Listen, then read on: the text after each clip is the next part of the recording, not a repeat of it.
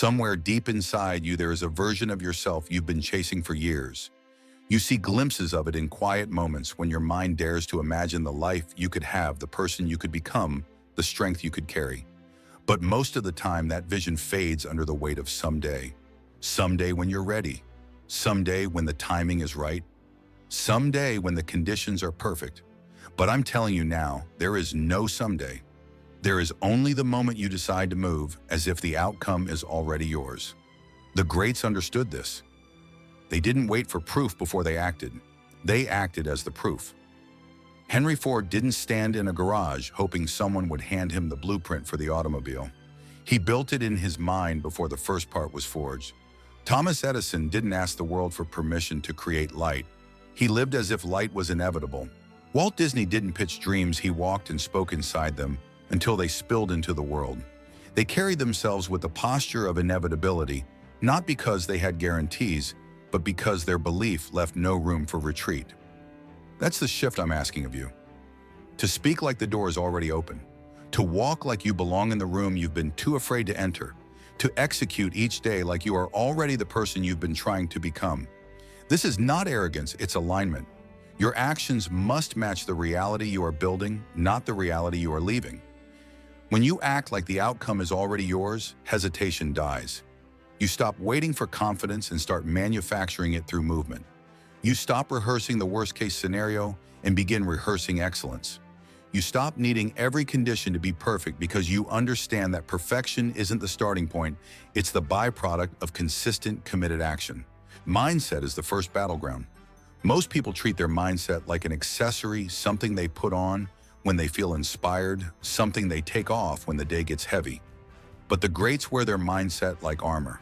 It's not just what they think, it's how they stand, how they breathe, how they decide. A weak mindset waits for evidence. A strong mindset moves without it.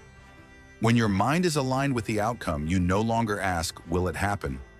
You ask, how fast can I get there? Belief is the engine, and belief is not magic, it's construction. You build it brick by brick, thought by thought, action by action. You choose what words to feed it. You choose what images to plant in it. You choose what stories to let it replay. Feed it doubt and it will produce hesitation. Feed it certainty and it will produce courage. This is why auto-suggestion, the practice Napoleon Hill spoke of, is not theory, it's engineering. Every time you speak your identity out loud, every time you declare your future as a fact instead of a wish, you are programming your subconscious to move in one direction, with purpose, with force, with finality. Clarity is the blade that cuts through hesitation. Without it, your energy will scatter into 1,000 tasks that have nothing to do with your mission. Andrew Carnegie built his empire not by doing everything, but by doing the right things with relentless focus. When you act like the outcome is already yours, you guard your focus like gold. You refuse to bleed energy into distractions that don't push the needle forward. You become a sniper, not a machine gun. Deliberate, precise, unshakable. Vision is your compass. It's not a vague wish, it's a vivid mental movie that you've replayed so often that it feels like memory. You see it in such detail that your nervous system begins to treat it as reality. That's why when obstacles come, you don't panic, you've already seen yourself overcome them. Walt Disney's vision for Disneyland was so complete in his mind that when construction began, he walked the dirt paths as if the rides were already built. That's what vision does, it collapses the gap between imagination and reality. Purpose is your anchor. Without it, the storms will carry you anywhere the wind blows. With it, you can stand in a hurricane and not move an inch. Abraham Lincoln's purpose to preserve the Union was so deeply ingrained that no criticism, no setback, no sleepless night could pry it from his hands. Your purpose has to be stronger than your feelings. Your purpose has to outlive your moods. If you don't know your purpose, you will stop when the pain starts. If you do know it, pain becomes proof that you're in the fight worth having. Discipline is the scaffolding that keeps your future standing while it's under construction. It's not glamorous. It's not always exciting. It's the daily choice to show up when no one's watching, to sharpen your tools, when no one's clapping, to put in the repetitions that no one will see, but everyone will feel when the results come. Henry Ford didn't revolutionize manufacturing because he worked harder than everyone else for a week. He built a system that could not stop producing excellence. That's what discipline does. It builds systems that work even on your weakest days. Action is the bridge between belief and reality. Most people are waiting for the right moment to act, but the right moment is always now. Every step you take now is a signal to your mind that you're serious. And when your mind believes you, your body follows. Momentum is not created by chance. It's created by stacking decisive actions until they become impossible to ignore. Gratitude is the fuel that keeps you from burning out. It shifts your focus from what's missing to what's available. It keeps you resourceful. Gratitude doesn't make you complacent. It makes you resilient. It reminds you that you've already survived worse, already built from less, already overcome harder challenges. Gratitude is your proof that forward is always possible. Adaptability is the secret weapon. Acting like the outcome is already yours doesn't mean being rigid. It means being committed to the destination, but flexible with the route. Edison didn't find the light bulb in his first attempt. He discovered 10,000 ways it wouldn't work. Adaptability means pivoting without panic, adjusting without losing sight of the bigger picture. It's knowing that the route may twist and turn, but the arrival is inevitable because you will not stop. Resilience is the ability to be bent without breaking, to be delayed without stopping, to be challenged without surrendering. Life will throw you into storms that feel personal. They're not. They're testing the strength of your foundation. And if your foundation is built on belief, clarity, vision, purpose, discipline, action, gratitude, and adaptability, you will not just survive, you will expand. Learning is the upgrade button most people never press. Every obstacle holds a lesson that sharpens your execution. Every loss hides a blueprint for your next win. The moment you decide you already own the outcome, you start studying every move like it matters, because it does. Winners don't just work harder, they get smarter with every round. And here's the truth: when you act like the outcome is already yours, the world adjusts. People respond differently. Opportunities move toward you. Doors open not because luck found you, but because your certainty created gravity. You stop chasing and start attracting. So today, stand up, straighten your shoulders, and carry yourself as if the contract is signed, as if the award is won, as if the vision is built. Speak it until it feels strange not to. Work it until it feels strange to stop. Hold yourself to the standard of the person who already owns it. And watch how quickly reality bends to belief. Because the moment you decide to act like the outcome is already yours, you've already crossed the finish line. The rest is just walking it out. When you live like the outcome is already yours, something profound happens. You stop negotiating with your old self.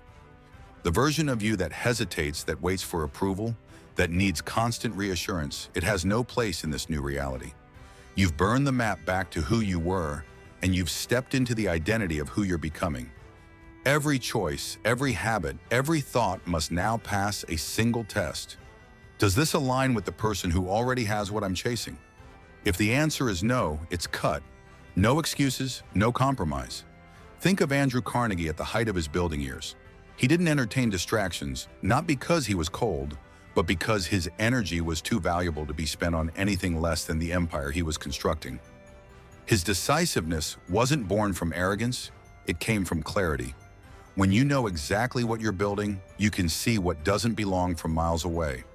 And when you remove what doesn't belong, your speed doubles, your focus sharpens, and your conviction becomes unshakable.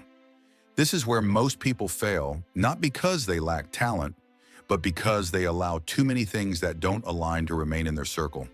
They keep old habits, old environments, and old conversations, and wonder why they're still getting old results. But when you act like the outcome is already yours, you no longer have the luxury of tolerating what slows you down. You become surgical with your time, ruthless with your focus, and yet strangely more peaceful, because there is power in knowing exactly what you are doing and why. You begin to carry yourself differently. Your language changes. You stop saying "I hope" and start saying "I will."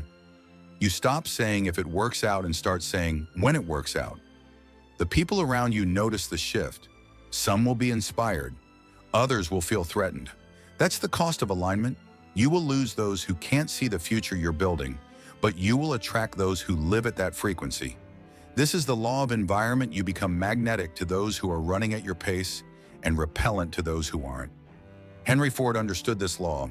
He surrounded himself with people who challenged him, who believed in the vision as fiercely as he did. When critics said his ideas were impossible, he didn't flinch because in his mind they were already done. His factory floors were not just places of work, they were extensions of his belief system proof in motion. When you create spaces, physical, mental, relational, that mirror your certainty, your results accelerate. And here's the paradox: you don't need to know exactly how it will happen to act like it's already yours. The how reveals itself to those who commit without conditions. The world is full of people who want guarantees before they act, and that's why they never see extraordinary results. The extraordinary is reserved for those who step onto the field without waiting for the scoreboard to favor them. They play as if the game is already won, and that belief shapes every move they make. When challenges come, and they will, you won't see them as signs to stop, but as signals you're on the right path. The road to your outcome isn't supposed to be smooth. It's supposed to test whether you are worthy of what you're chasing. Every delay is a sharpening. Every rejection is a redirection. Every obstacle is a gate, and the key is your refusal to quit. Thomas Edison's workshop was a graveyard of failed prototypes, but to him they weren't failures. They were confirmations that he was closer to the answer. He acted every day like the light bulb was already real, and that belief kept his hands moving long after most men would have stopped. That's what it means to own the outcome before it arrives. You stop measuring your effort by immediate results and start measuring it by alignment with your vision. When you wake tomorrow, don't just think about the life you want. Wear it, speak it, work it. Stand like the door is already open. Move like the road is already clear. When you act like the outcome is already yours, you don't chase victory, you live in it. And when you live in it long enough, reality catches up. And as reality begins to catch up, you notice something else: you no longer live with the same level of hesitation that once held you hostage. The fear that used to paralyze you now feels like a signal, a flare marking the next step forward. You've trained yourself to associate discomfort with progress, uncertainty with growth. That is the mindset of someone who has already won. Look back through history, and you'll see this pattern in every monumental achievement. Abraham Lincoln did not lead through one of the most divided times in history because he knew the path would be smooth. He led because he believed in an outcome that had not yet been written. He walked into each day as though unity and freedom were already secured, and that conviction shaped his decisions, even when the odds stacked higher against him. This is what acting like the outcome is already yours does. It forces you to lead yourself before the world recognizes you as a leader. You no longer wait for applause or permission. You move without the validation of the crowd, because the applause you're chasing isn't noise.